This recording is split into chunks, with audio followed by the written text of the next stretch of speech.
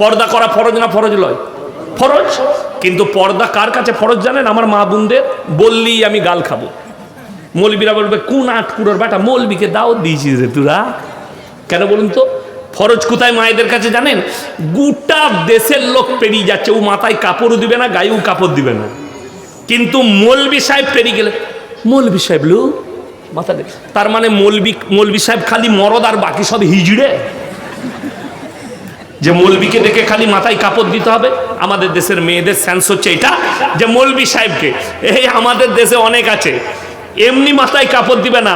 মুয়াজ্জিন আজান দিচ্ছে, আল্লাহু আকবার আল্লাহু আকবার, মেয়েরা বলছে আজান হচ্ছিল, মাথায় কাপড়টা দে আর বাকি টাইম খুলে দে, নেকি হবে। এইটা বুঝাতে পারলাম না যে মৌলবীকে দেখে যেমন পর্দা করা ফরজ, তার মানে তোমাদের কাছে মৌলবীরাই মরদ আর বাকি কেউ মরদ নাই। সকলের জন্য, পর পুরুষের জন্য পর্দা করা ফরজ। প্রত্যেকটা নারীর জন্য পর্দা করা ফরজ পর পুরুষের কাছে।